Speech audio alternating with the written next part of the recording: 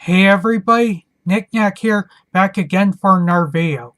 So it's a new year, and that means new games of course. As you see here on the title, I'm going to be talking about my top 10 most anticipated games of 2019.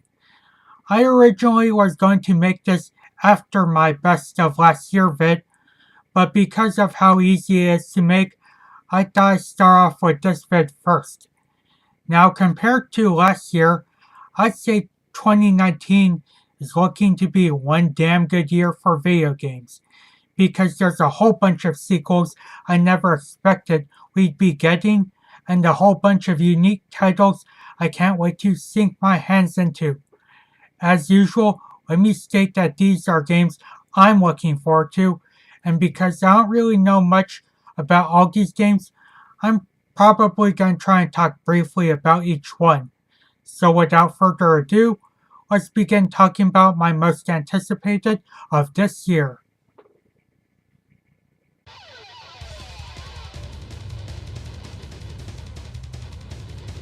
Starting up the countdown at number 10 is Bionic.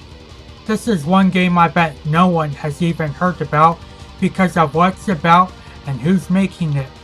For those that don't know what this game is about, this is a fighting game heavily influenced by the culture and history of the Philippines and is created by a team of Filipino game developers, which I had to show love for of course, because you know how obnoxious I am with my Pinoy pride.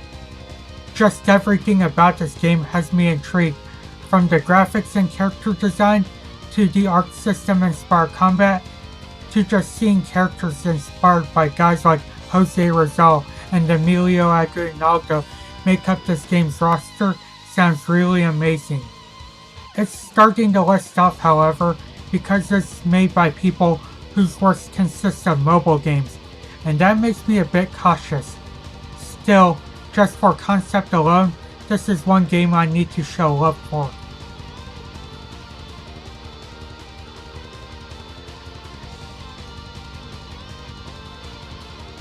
At number 9 is the new Samurai Showdown game.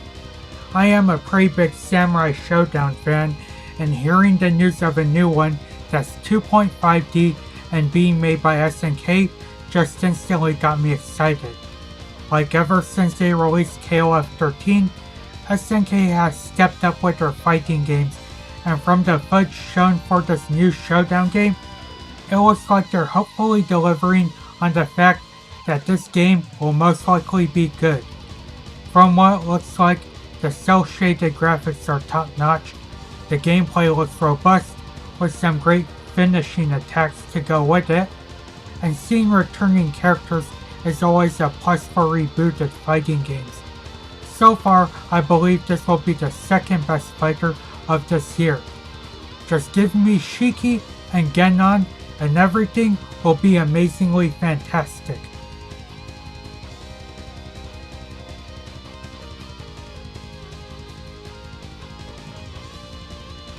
Number 8 goes to Code Vein. I'm not going to say too much about this game because I already talked about it in my 2018 anticipated video, but a Souls game with God Eater gameplay sounds very promising. Sure, I can't be too excited because there's a chance it will have problems as shown with it being delayed to this year, but maybe the delay was for the good.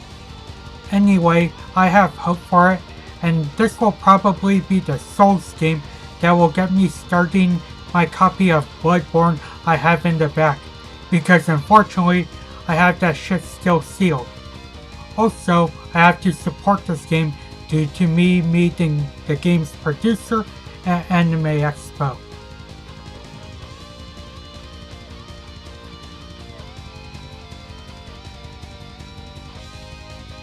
Coming in at number 7 is Streets of Rage 4. This is a game I could not believe is being made and was greenlit by Sega. I've been a fan of the series for a while now, and the fourth game is something I and people like me have been clamoring for.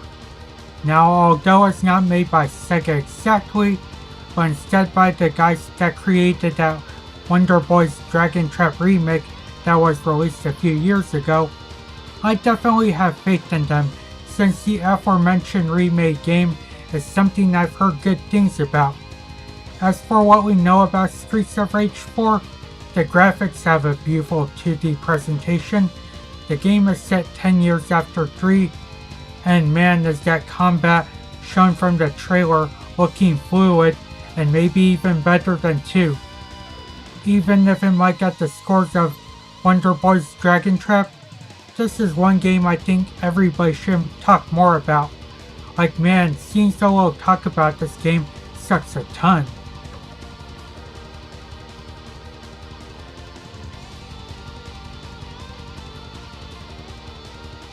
For my number 6, I'm going with Devil May Cry 5. I would consider myself to be a big Devil May Cry fan, and seeing this game revealed at E3 just got me excited.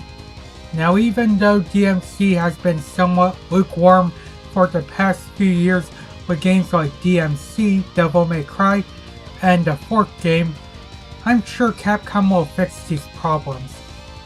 Looking at what I've seen so far of the gameplay, the melee combat seems to be as good as 3, the presentation looks superbly updated from past iterations, and man does Nero's arm look so fun with what he can do with it now that they replaced it with a robot transplant.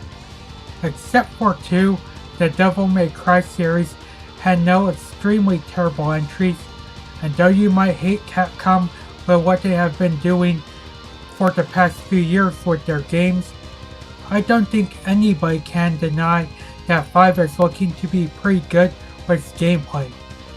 So while I wait, I'm going to be doing some Jet Set Radio dances to Devil Trigger and not Fortnite because fuck that shit.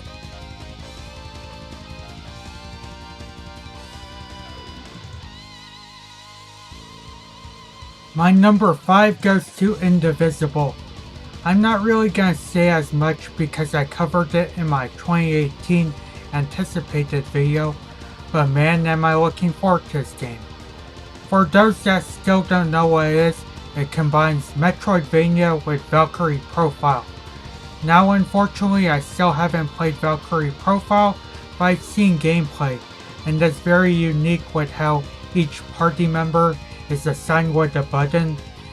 Seeing this gameplay used in Indivisible was very amusing, and having a ton of party members with varying attacks adds to this. Speaking of which, boy do I love their designs, and combining them with various guest characters from other indie games looks awesome to boot. I really hope this game comes out this year because it's been too long already. Also, I need to support a ton because I did meet the game's composer.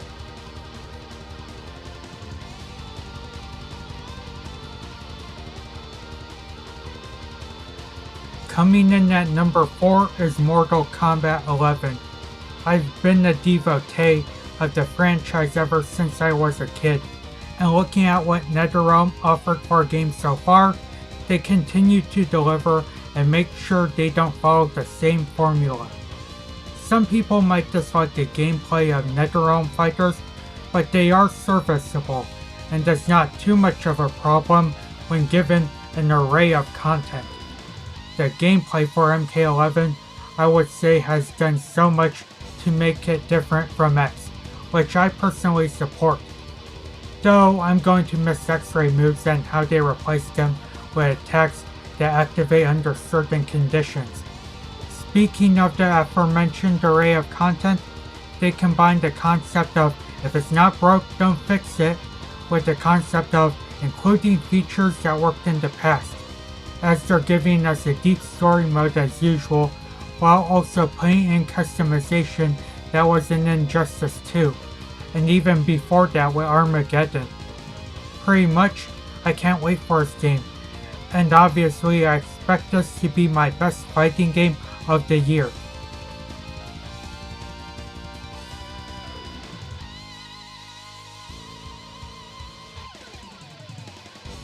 My number 3 goes to Persona Q2, New Cinema Labyrinth.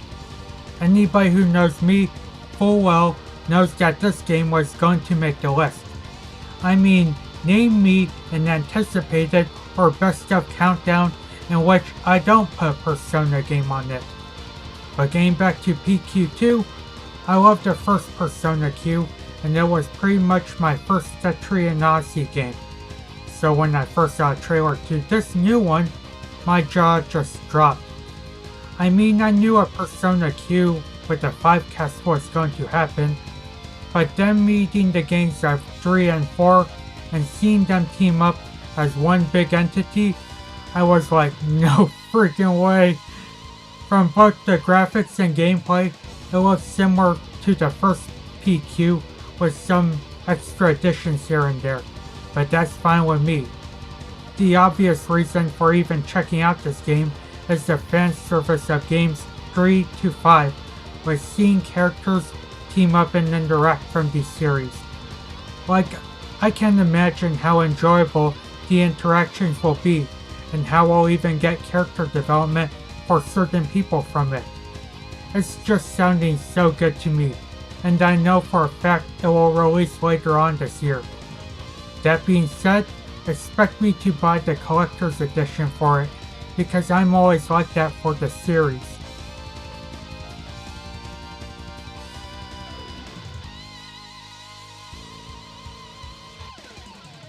Number 2 goes to Bloodstained, Ritual of the Night. This is another game I'm not going to ramble too much on, because it was on my 2018 anticipated countdown, but I do have to say that I hope the delays were worth it. Now, I've been a fan of the Igarashi Castlevania games for a while now, and this game looks sweet because it's a return to form of the style of game I played with, be it Symphony of the Night or Aria of Sorrow. I enjoy how it looks with the gameplay taking features from past Igarashi titles and even adding more to it. Other than that, I enjoy the prequel game Curse of the Moon, and playing it just makes me want this game even more from this. I know there's a high chance it will not deliver, as with a fair amount of Kickstarter games with big names to it, but I have faith, and compared to 2 games in the similar boat to it, at least Igarashi Quelled the Fire with a nice spin-off, so there's that.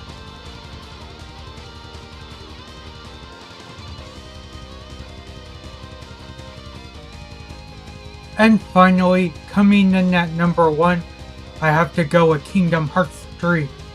Believe it or not, I'm a huge Kingdom Hearts fan ever since the first game, and as one, I just can't believe that this is a legit thing that's happening, and it has an official release date. From whenever I felt like I followed the trailers, and seeing it is just wow, because it looks like Square Enix is giving their all to make KH3 the best in the franchise. The presentation of this game is looking fantastic every time as expected with Square Enix games, and of course the new worlds to support it are just breathtaking. Can we just be amazed at what we've got for some of the new worlds? Like, man, I never expected them to go to Andy's room or San Francisco. But of course, what makes this title look so good is the gameplay, and every time I see how fast-paced and ridiculous it gets with each trailer, I just stare in amazement with seeing the types of attacks Sora can do. Even though I shouldn't get too excited due to how Square Enix had been handling Final Fantasy XV, Kingdom Hearts looks to be the type of action RPG that 15 should have been, like in the first place, and I'm definitely looking forward to binging this. Once I play 2.5 and 2.8, unfortunately. So that was a list of my most anticipated for this year. I know it's a bit late to post this vid, but hey, better late than never. So like always, let me know what some of the games you're looking forward to this year, and all that stuff. As always, I want to thank you guys for watching, take it easy, and until next video.